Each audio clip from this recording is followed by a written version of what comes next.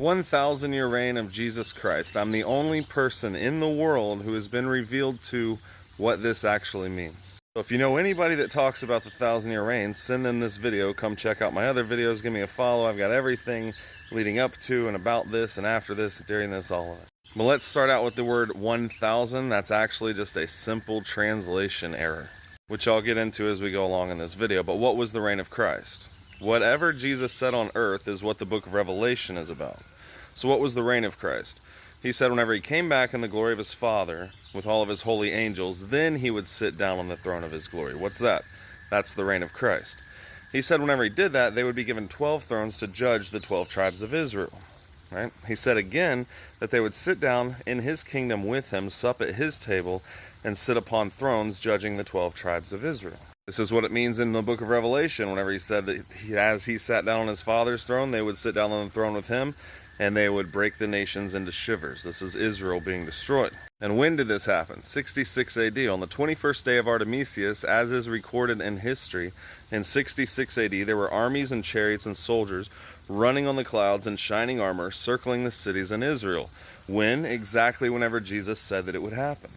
He said that they would preach the gospel, therefore, right, to all nations, and then the end would come.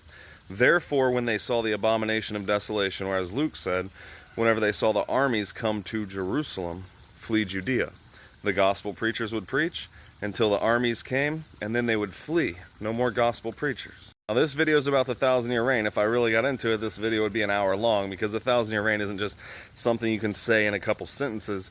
It's basically what all the words in the wrath of Jesus was about, and a third, maybe 2/3 of Revelation is about the reign of Christ. So what were all the nations that they preached the gospel to? On the day of Pentecost, there were there, dwelling at Jerusalem, Jews, devout men, out of every nation under heaven. Go read Acts chapter 2. That was every nation. Now once they preached to them, like Jesus said, whenever they saw the armies come, they were done preaching. Flee Judea. Get out. Look up, for your redemption draws nigh. Then they would see the sign of the Son of Man coming in the clouds, which happened in 66 AD. Another point, we know that the reign of Christ and the 1,000-year reign already happened because Jesus said some of them standing there with him whenever he was alive would not die or taste death until they saw the Son of Man coming in his kingdom to reward every man according to their works. Every man was not rewarded according to their works until after the 1,000-year reign. Now, some people didn't die until then.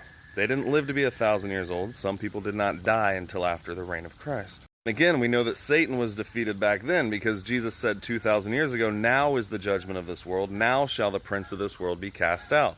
The prince of this world is coming and has nothing in me, and of judgment because the prince of the world is judged. When did that happen? Revelation chapter 12. Jesus was caught up to the throne to God. There was war in heaven. Michael and the angels fought against the dragon against the angels. The dragon's tail drew a third part of the stars, cast them to the earth. Satan saw that he was cast down, knew that he had but a short time, chased the woman into the wilderness. When was Satan cast down? 66 AD. When did the woman flee into the wilderness for 1,260 days? 66 AD. When did Jesus Christ come in his kingdom? 66 AD. This is a very simple translation error. The original book of Revelation would have been written in Hebrew. These scholars and people today talk, oh no, it was written in Greek. No, it wasn't. He found that a couple hundred years later written in Greek. Jesus was a Jewish Messiah. He spoke Hebrew. He read the Hebrew scriptures. In the first century, some people say Daniel wasn't written in Hebrew, but the rest of the prophets and all were written in Hebrew and only written in Hebrew in the first century.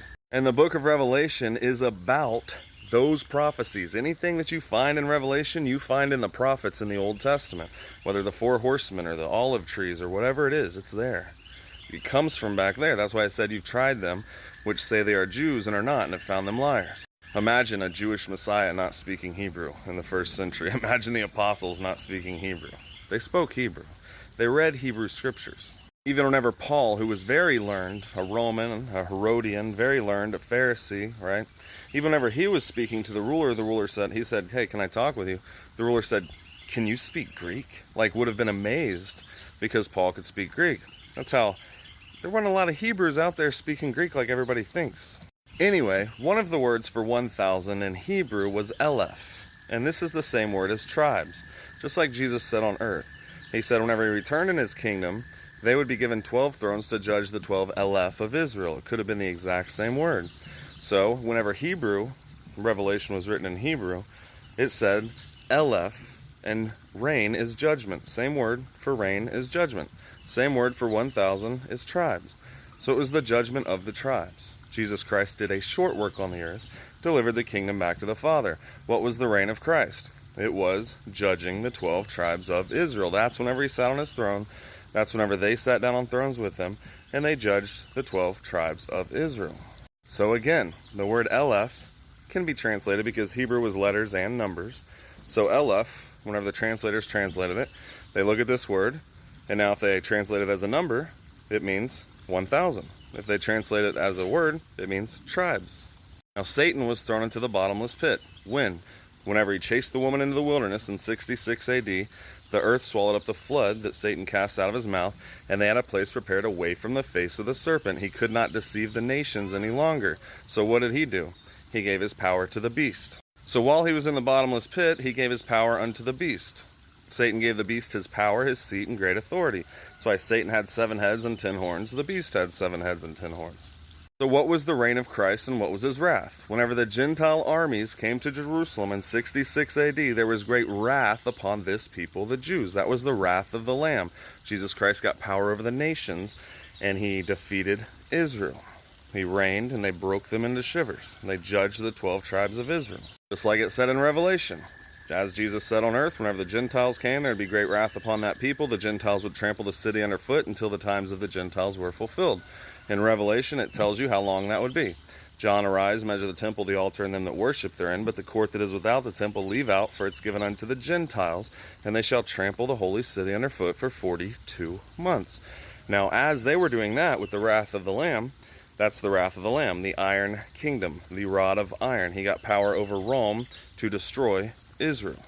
So as they were doing that for 42 months, ruling and reigning with Christ, and using Rome to break Israel into shivers, Israel, the beast, was falling by the edge of the sword and being led away captive into all nations.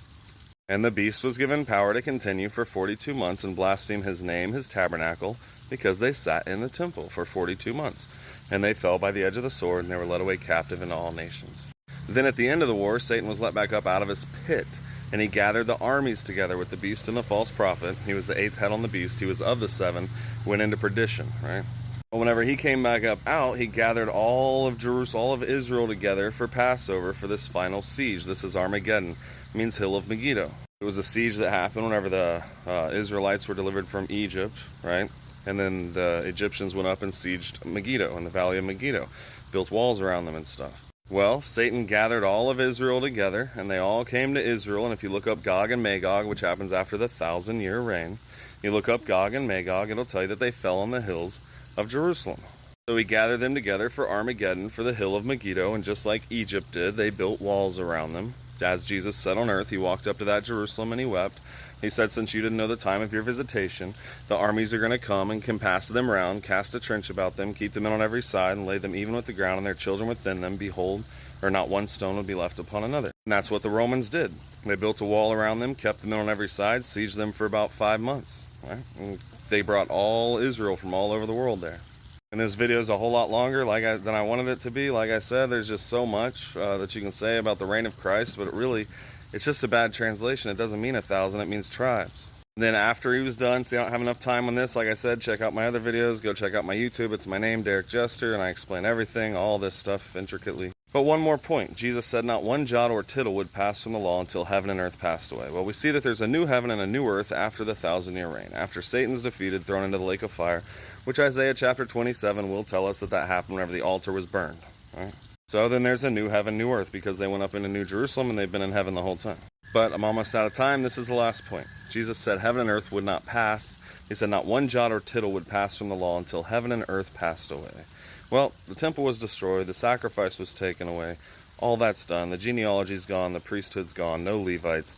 Heaven and earth passed. We know that all this stuff already happened. Like I said, go check out my other videos. I ran out of time on this one. But yeah, it was just a bad translation. It's not 1,000, it's tribes. It's simple.